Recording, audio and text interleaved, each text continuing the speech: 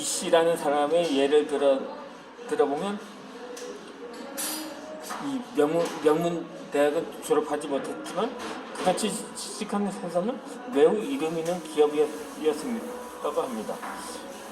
회사 내에는 워낙 뛰어난 사원들이 많았기 때문에 그런 인재들의 파묻힌 이 씨가 능력이 출중하다고 말하기는 힘들었던 것입니다.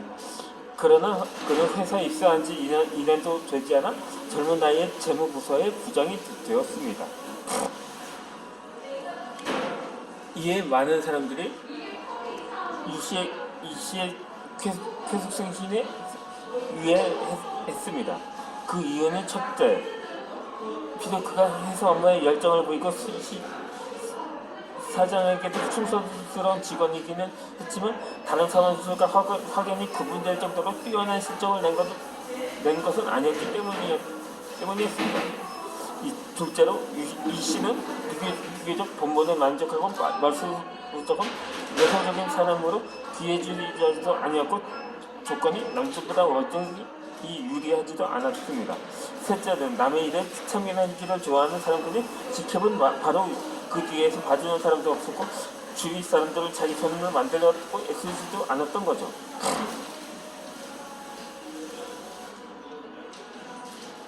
따라서 사람들의 눈에는 그저 평범한 청년이 정말 아무런 이유 없이 사장의 신임을 받아서 끝을 모르는 승진을 거듭하는 것처럼 보였던 것입니다. 나중에야 몇몇 사람이 그 이유를 알아챌 수가 있었다고 합니다. 원래 이 씨는 졸업 후 그룹 본부의 재무부서에 취직이 되었는데 경험이 부족하고 내성적인 성격 탓을 주고 부서주임의 마음이 들지가 않았다고 합니다. 그러나 이 씨는 진심으로 자신의 일을 사랑했기 때문에 되도록 빨리 업무에 익숙해지고자 늘 혼자서 늦은 밤까지 야근을 했던 것입니다. 그러던 어느 날 원래 틈이 날 때마다 각 부서를 돌아보는 습관이 있던 양 사장이 모두가 퇴근하고 난 정확한 사무실에 홀로 소프트웨어 사용법을 익히고 있는 이 씨의 모습을 본 것입니다. 양 사장은 조용히 그의 뒤로 다가갔습니다. 그때 액자 안에 있는 사진 한 장에 그의 눈길을 끌었는데 그것은 자신과 함께 찍은 이 씨의 사진이었던 것입니다. 물론 컴퓨터로 합성한 사진이었습니다. 이해하지 못하겠다는 눈빛의 사장 앞에서 이 씨는 저는 이 회사의 직원이 된데 무한한 자부심을 가지고 제 부모님도 저를 무척 자랑스럽게 여기고 계십니다. 그래서 사장님과 함께 사진을 찍고 싶은데 가보는 바람이라고 생각했기 때문에 그래서 어쩔 수 없이 남을 설명을 했다고 합니다. 그러자 양 사장은 이 씨의 이름과 모교, 학력, 전공, 고향, 일하면서 느낀 점을 물어본 후 다시 그 합성 사진을 자세히 들여다보던 자리를 떴습니다. 그 일이 있은 후 얼마 지나지 않아 양 사장은 재무부서 책임자에게 이 씨를 지사의 재무부 주임으로 전관시키도록 지시를 했습니다. 당연히 이 씨도 자기 단련과 함께 경험을 쌓을 수 있는 저로의 기회를 놓칠 일은 없었던 거죠. 물론 부서에 들어올 때마다 사장에게 업무 상황을 보고하는 것도 빠뜨리지 않았던 것입니다. 그렇게 해서 자기에게 돌아온 기회를 놓치지 않고 착실하게 일한 이 씨는 양 사장의 총애를 받으며 고속 승진을 했던 것입니다. 물론 이 씨의 그 근면은 인정해야겠지만 절대적으로 그 승진에 대해 결정적인 역할을 했고 듣기 좋은 말로 상대방의 기분을 좋게 해주는 그 뛰어난 능력과 협력을 했던 것입니다.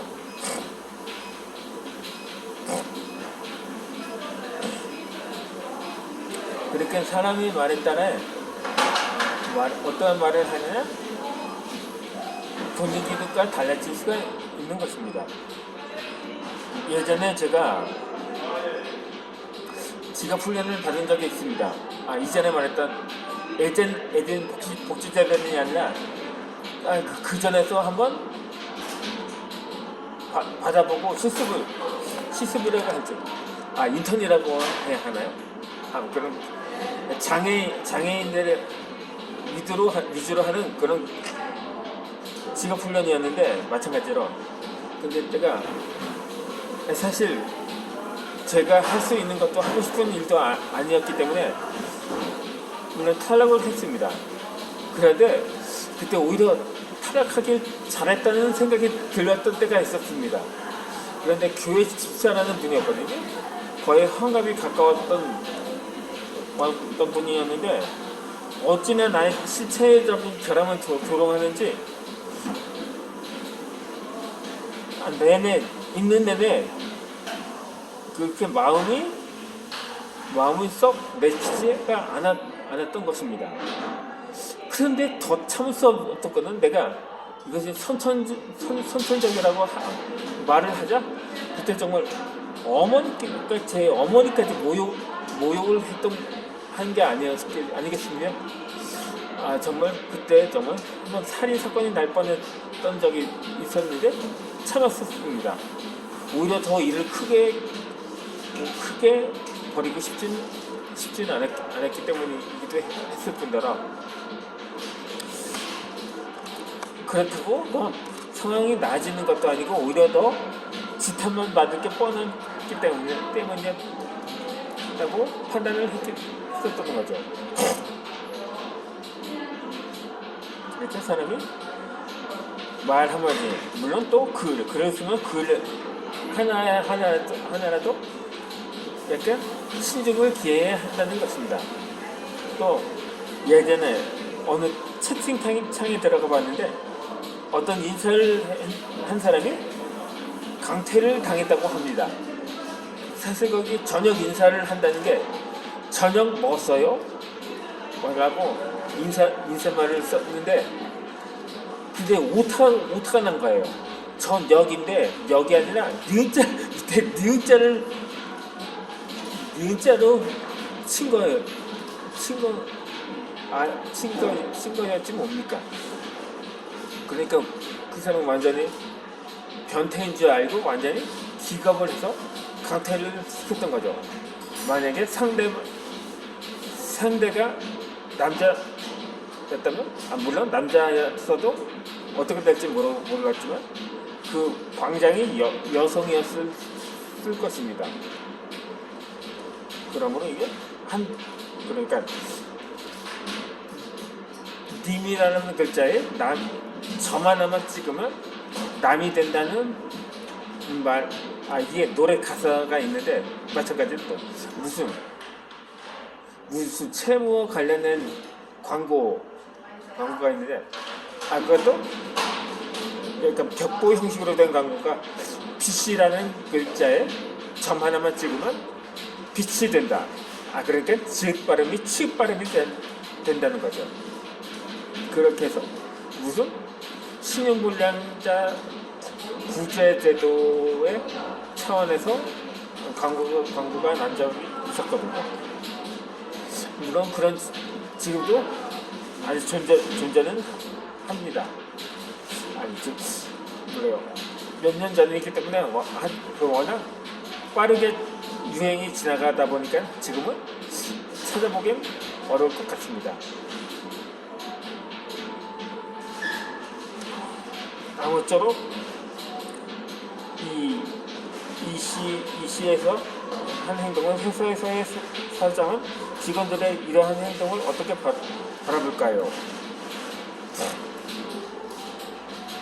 대부분의 사장들이 입으로는 직원들의 아첨을 싫어한다고 말하지만 때로는 직원들의 과분한 천사의 기분이 좋아짐을 인정하기도 합니다. 그리고 다른 사람들의 비비를 잘 맞추는 직원이 확실히 업무 능력이 뛰어난 경우가 많다는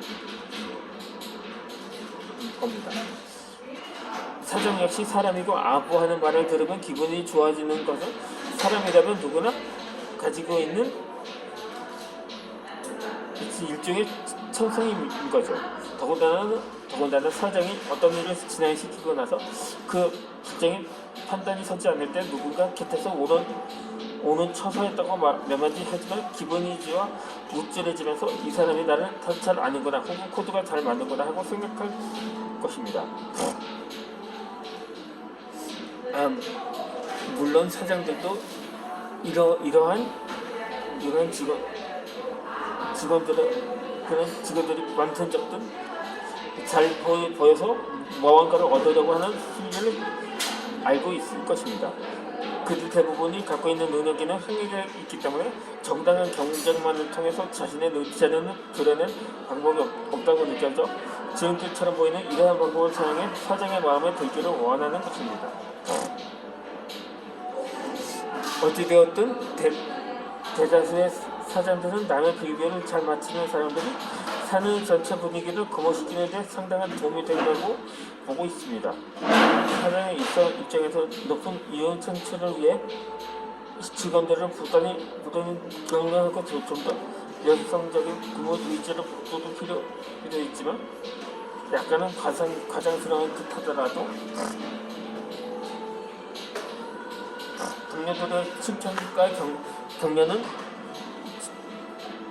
직원들에게 보다 큰 성취감과 만족감을 안겨줄 수가 있는 것입니다.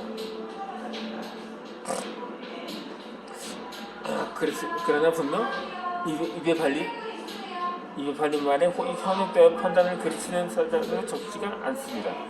누가 자신의 비위를 잘 맞추는지, 듣기 좋은 말을 더 많이 하는지를 존경의 척도로 간주하면서 그런 사람들을 가까이 하고 특혜를 줌으로써 결국 진정한 인자를 감가하는 커다란 우를 범하는 것입니다. 남을 잘 실어주는 사람은 사람을 잘 대할 때는 정신을 똑바로 차리고 있어야 합니다. 어떤 말이 객관적인 평가인지 어떤 말이 그저 화심을 사기 위한 아첨인지를 분명하게 구분할 줄 알아야 합니다. 세우기를 좋아하는 사람은 일중에서도 표현이 약간 과장됐을지라도 진심에서 우러나온 말을 하는 사람이 있을 테고 자기 이익을 위해 달콤한 이빨림으로 꼬여내려는 의도를 가진 사람도 있을 것입니다. 그리고 상대방을 띄워주는 말들 속에도 받아들일 만한 내용이 있는가 하면 정말 실수도 없고 근거도 없는 비만인 경우도 있습니다. 물론 내 주변에도 이런 사람들이 있습니다.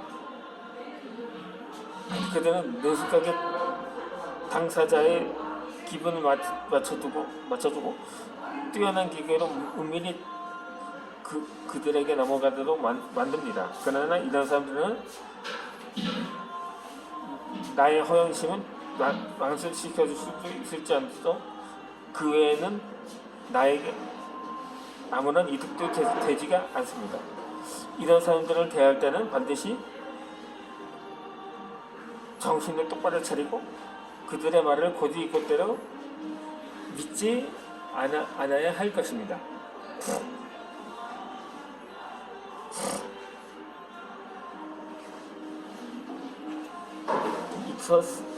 이성을 공격하여 상대를 꺾는 것은 하책이고 승리전에 상대를 꺾는 것은 상책이라는 말은 전쟁터에서만 적용되는 말이 아닙니다.